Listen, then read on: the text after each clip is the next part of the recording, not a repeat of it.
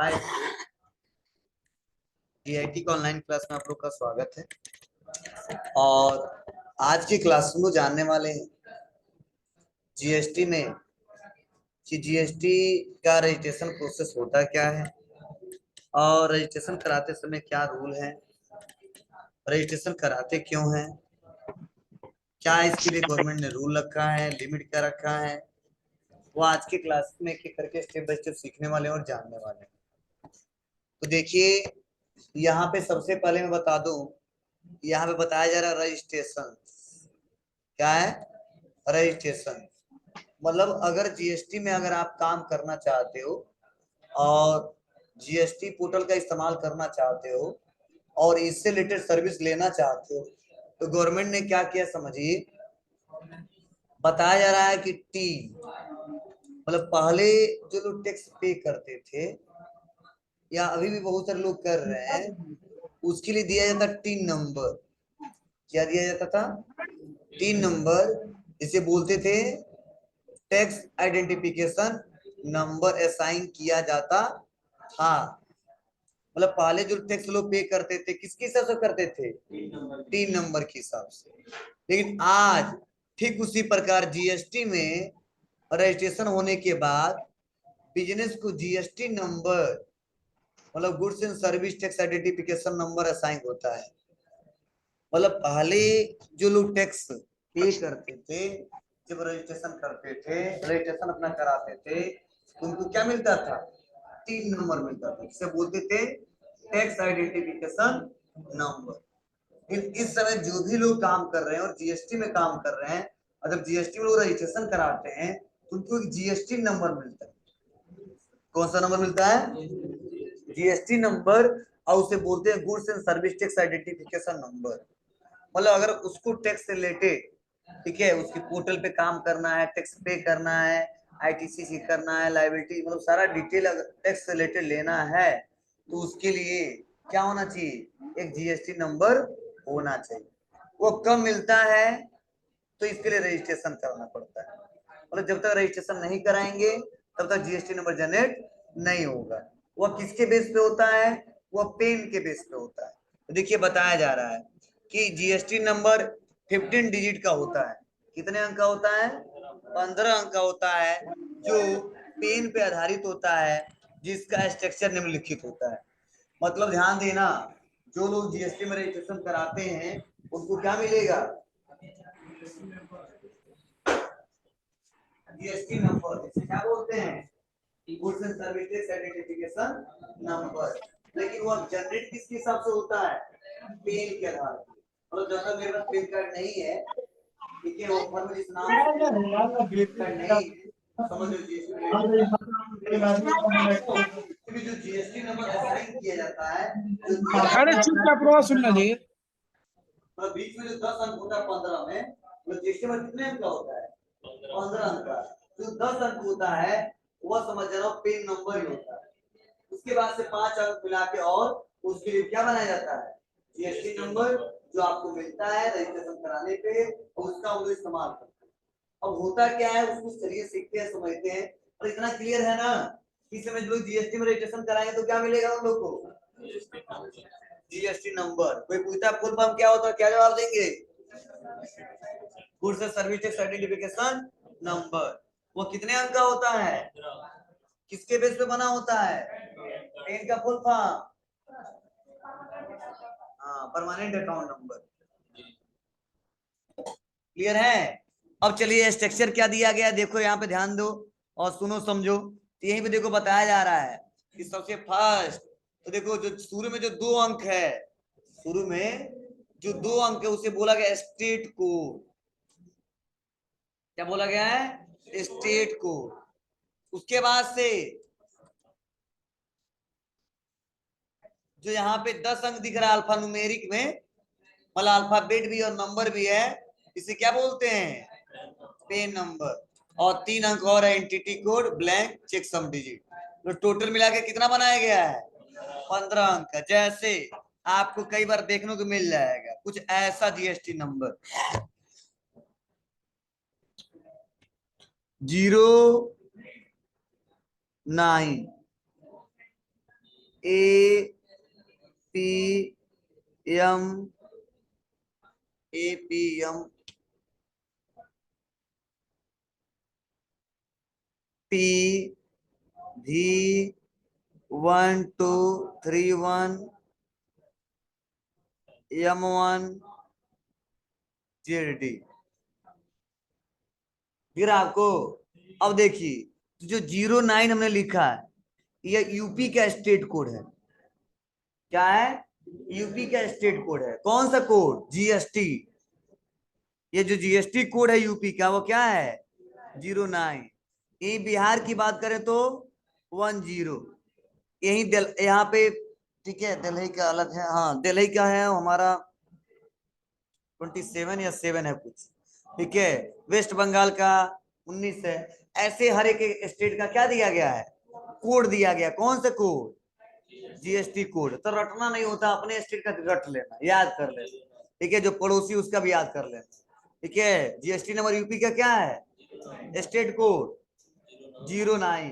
बिहार का ठीक है। तो सबका नहीं याद करना, और याद हुए तो और अच्छा है, सबका याद कर लेना। तो ये देखो ये जो 09 है ना, ये देखो 09 ये क्या है? ये स्टेट कोड है। किसका है स्टेट कोड? यूपी का। और यहां से लेके और यहां तो जो अंक दिख रहा है 10 अंक ना, यही है क्या? PAN number, permanent account number. और यही एंटिटी कोड, ब्लैंक चेक सम डिजिट, टोटल मिला के कितने अंक का है? 15 अंक। क्लियर है? हाँ सबका यूनिक रिकॉर्ड होता, समझना। क्यों? क्योंकि पेन जो नंबर होता सबका अलग अलग होता है। बोलो। उसी के हिसाब से जीएसटी नंबर बना है, तो जाहिर सी बात है सबका जीएसटी नंबर क्या होगा? अलग अलग होगा। मैच क्या करेगा? State code. और सब अलग मिलेगा, कोई ना कोई एक अंक तो अलग होगा ही होगा। ठीक है। क्योंकि पेन नंबर सबका अलग अलग होता है, और पेन से ही जीएसटी नंबर बन रहा है, तो जाहिर सी बात है सबका जीएसटी नंबर भी अलग अलग होगा। क्लियर है? मतलब अगर जीएसटी से रिलेटेड अगर कोई भी आपको काम करने हैं, बड़े बड़े व्यापारी जो भी हैं, या गवर्नमेंट ने जो लिमिट रखा है उसके लिए जीएसटी में रजिस्ट्रेशन कराना पड़ेगा। लेकिन जीएसटी में रजिस्ट्रेशन कराएगा तो उसको जीएसटी नंबर मिलेगा, लेकिन वह पेन के आधारित पे रहेगा, परमानेंट अकाउंट नंबर के आधार पे रहेगा। और टोटल कितने अंक का है? 15। ठीक है। और स्ट्रक्चर कुछ ऐसा ही दिख रहा है आपको, तो आगे चल के काम करना है इस पे हम लोग को। ठीक है। तो परेशान मत होइएगा।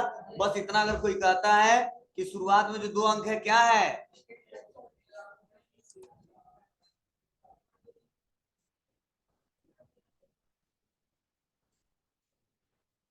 तीन कॉन्सेप्ट समझा सर, क्या मतलब है? क्लियर है? चलिए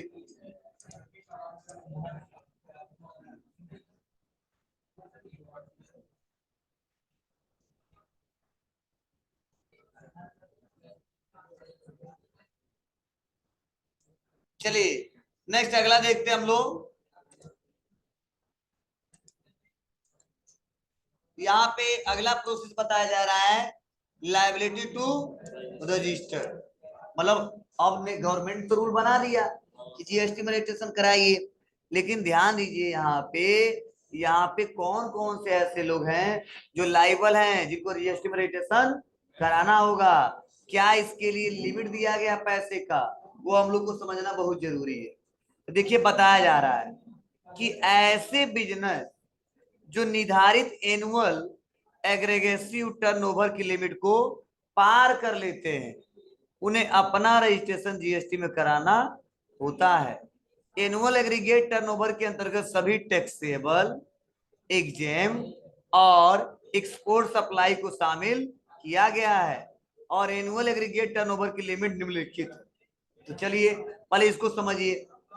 ऐसे बिजनेस जो निर्धारित एनुअल एग्रेगेसिव टर्नओवर, तो जब भी अगर कोई कहता है टर्नओवर टर्नओवर, तो समझना वो बात कर रहा है टोटल सेल ऑफ अमाउंट।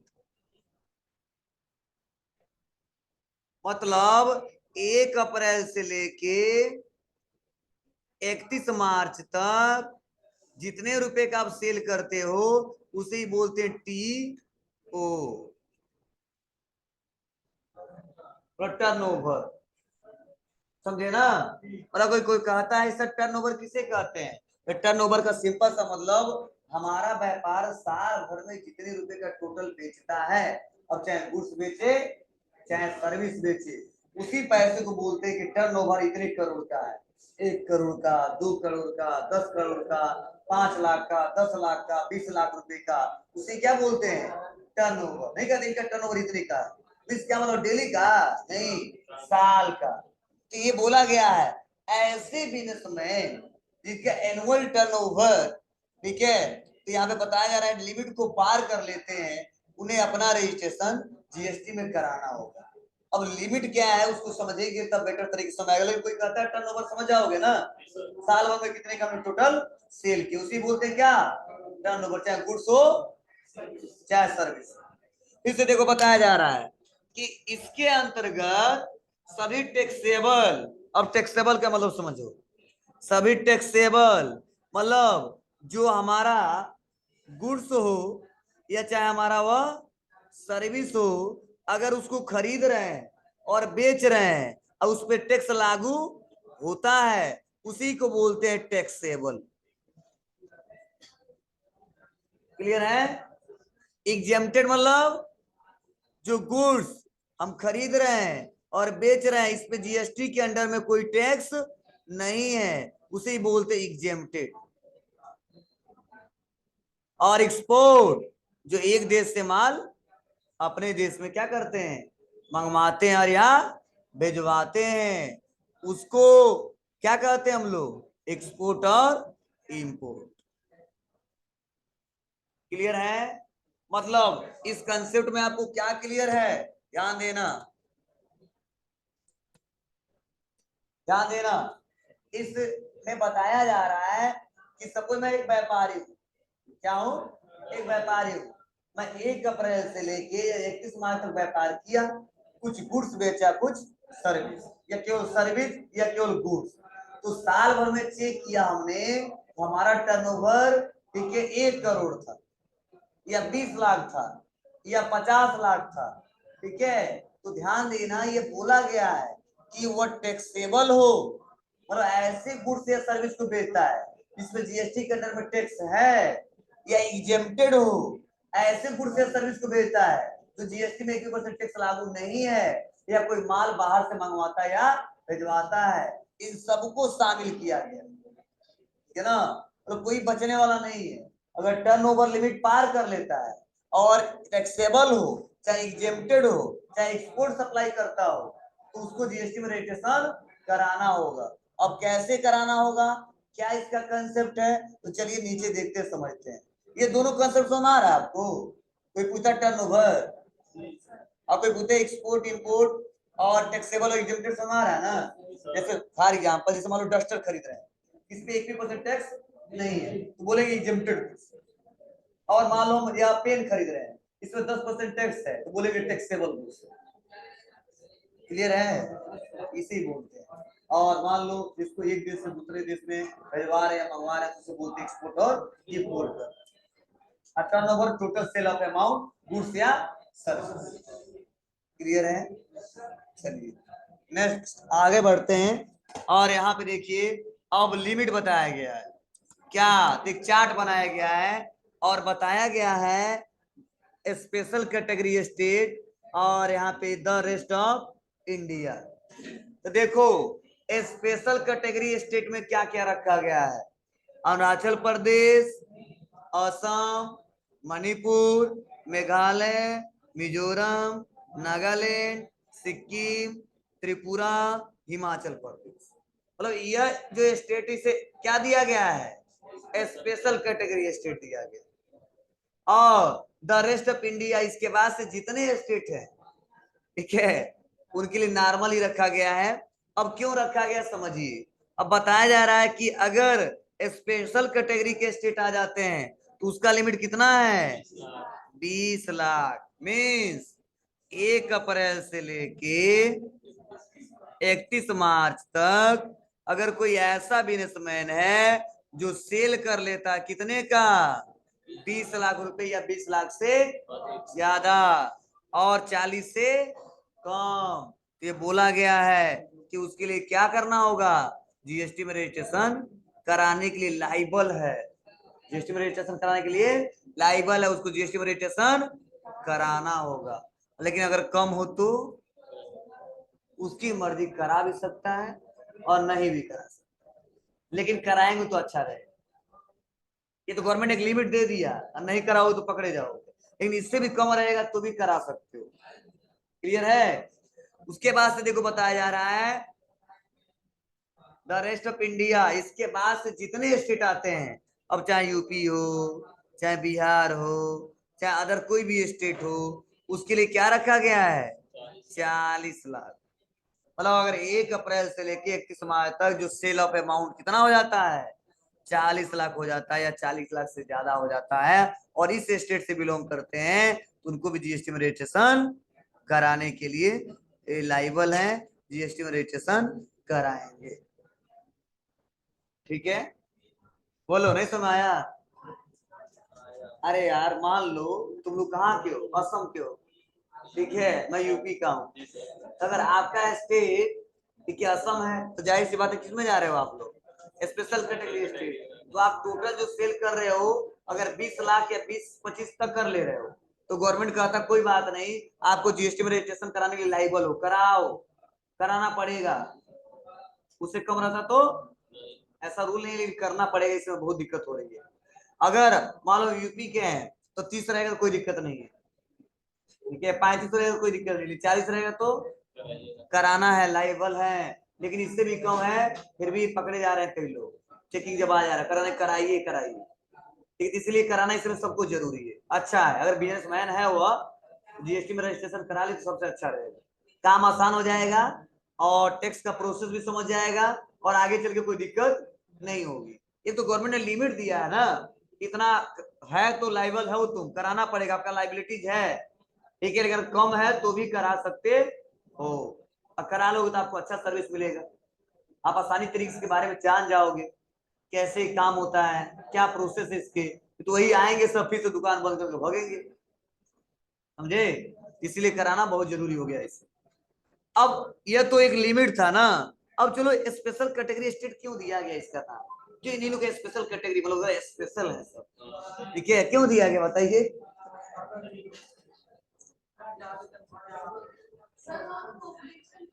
हाँ जी, यहाँ पे जनसंख्या कम है, ठीक है, और प्लस पहाड़ी इलाका है, और बारिश होना ज्यादा होता है, ठीक है, इसके चलते वहाँ पे जो बिजनेस होता है, जो आर्थिक स्थिति होता है ना, वह कमजोर है, ठीक है, क्या है, हाँ पैसे का मालूम, थोड़ा सा मालूम, व्यापार उनके पास जब पैसा रहेगा नहीं तो ज्यादा खरीदारी करेंगे लोग नहीं, जब ज्यादा खरीदारी करेंगे रिटर्न ओवर पड़ेगा, ठीक है, जायज सी बात है, जहाँ पे 1 लाख अच्छा 1 करोड़ फर्क नहीं पड़ेगा, ठीक है, 10 दुकान 1 लाख को खरीद रहे हैं, 1 लाख लोग, ठीक है, 1 लाख रुपए का खरीद रहे हैं, और 10 दुकान 1 करोड़ का खरीद रहे हैं, बहुत फर्क पड़ेगा, ठीक है, तो यहाँ पे थोड़ा सा संख्या कम है, और प्लस यहाँ पे मेमोर तरीके से क्या दिक्कत है, यहाँ पे बरसात बहुत ज्यादा होती है, बारिश ज्यादा होती है, इसके चलते व्यापार उतने अच्छे से बेटर तरीके से नहीं चल पाते हैं, इस नाम ही रख दिया गया क्या, स्पेशल कैटेगरी। पढ़ाई के मामले बहुत आगे है, ध्यान देना, तो कुछ स्टेट ऐसे हैं, 2-3 स्टेट तो दूसरे फिफ्थ नंबर पे आते हैं, ये ध्यान दीजिएगा, और उसके बाद जितने स्टेट आते हैं, ठीक है, वो ब्रांडेड स्टेट, इनकी जगह रेस्ट करो आप, द रेस्ट ऑफ इंडिया, उसके लिमिट क्या रखा गया है, 40, ठीक है, और क्यों पढ़ा रहे हैं आपको, ये लॉ में लिखा गया, बुक इसके लिए बनाया गया, लिखा गया है, संविधान के लिए बनाया गया है, और ये हमेशा चेंज होता रहता है, फिक्स नहीं है, 20 साल पे किस तरह चेंज होता रहता है, पहले 10 लाख था शुरुआत, और ये 20 लाख था, अब 40-20 लाख हो गया, और यहाँ पे 40 लाख, फिर आगे चल के बढ़ भी सकता है, घट भी सकता है, ये चेंज होता रहता है, इसलिए हमेशा अपडेट पढ़ना चाहिए। ये नहीं कि सर जी पढ़ाए थे 10 लाख, अब हम पढ़ा अब इससे मैंने कोई क्वेश्चन पूछा 10 लाख बता दी, और इसमें चल रहा है 20, तो गलत मान लेगा, तो ये मत करो सर जी गलत ये पढ़ाए, इसलिए अपडेट हमेशा चेंज करते रहना, देखते रहना, तालीम अपडेट चल रहा है, ये 20 और 40 का, पहले जो पढ़े होंगे मान लो 2017-18 जो पढ़े उनको 10 पढ़ाए, 2 साल पे हर अप्रैल में चेंज होता रहता है, 2 साल पे 3 साल पे, ठीक है, अभी तो 2 ही बार चेंज हुआ है, 17 में चालू हुआ था, एक बार 19 में चेंज हुआ फिर से, ठीक है, तो 20-40 दिया गया, फिर मुझे लग रहा है कि चेंज होगा ही, हाँ, क्योंकि बार-बार न्यूज़ में दिखा रहे हैं सब कुछ लॉ में और चेंज होने वाला है, तो वैसा चेंज होता है तो हम लोग को पढ़ना पड़ता है, सर्च करना पड़ता है। ये फिक्स नहीं है, जीएसटी वाला टॉपिक कोई फिक्स नहीं है, जनरल एंट्री नहीं है फिक्स। देखिए हमेशा चेंज होते रहते हैं और हमेशा रूल्स अपडेट होता रहता है, चेंज होता रहता है। ठीक है, कंसेप्ट यही है, बस वहां पे अमाउंट चेंज हो जाएंगे और टर्नओवर नहीं चेंज हो जाएगा। टैक्सेबल और एग्जेम्प्टेड एक्सपोर्ट नहीं चेंज हो पाएगा, तो जो है वह है। टैक्सेबल का मतलब क्या है पता है, एग्जेम्प्टेड क्या है पता है, एक्सपोर्ट इंपोर्ट क्या है पता है। हाँ, इसको जो अमाउंट होगा वो अमाउंट याद कर लेंगे, 40 क्या होता है 20 क्या होता है। ठीक है, और स्पेशल कैटेगरी क्या मतलब है, हो जाएगा समझ हमारी बातें। चलिए, लेकिन इनके अलावा भी यहाँ पे कुछ और रूल लगाए गए हैं। क्या? मैंडेटरी रजिस्ट्रेशन, मतलब यह 20 ना हो तो भी कोई दिक्कत नहीं है और 40 ना हो तो भी कोई दिक्कत नहीं है। कुछ ऐसे लोग हैं, ऐसे पर्सन, ऐसे व्यापारी हैं जिनको जीएसटी में रजिस्ट्रेशन कराना होगा, अनिवार्य रूप से कराना होगा। ठीक है, तो लिखा है मैंडेटरी रजिस्ट्रेशन। ठीक है, अब आपका 20 लाख नहीं है टर्नओवर, फिर भी हम कराएंगे। किसमें, किस कैटेगरी में आएंगे तो, या 40 नहीं है फिर भी कराएंगे, किसमें, यही पॉइंट आपको लिखा गया है। ठीक है, मतलब इनके अलावा भी जो मैं नीचे लिखवाया हूं, जो मैं पढ़ाने जा रहा हूं, अगर इसके अंतर्गत आते हैं लोग तो उनको जीएसटी में रजिस्ट्रेशन कराना होगा, अनिवार्य रूप से कराना होगा, कहीं भग नहीं सकते हो। कौन? तो देखिए, मैंडेटरी रजिस्ट्रेशन में बताया जा रहा है कि उस बिजनेस को अनिवार्य रूप से रजिस्ट्रेशन कराना होगा जो निम्नलिखित कैटेगरी के अंतर्गत आते। अब क्या क्या है, मतलब यह लिमिट नहीं है, फिर भी कराना होगा, ध्यान देना।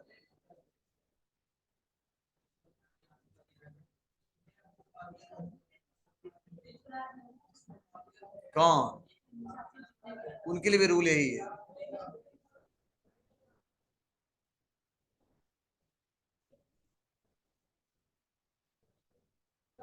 जीएसटी जमा उमा करने का प्रोसेस यही, लिमिट यही है, रखे गए।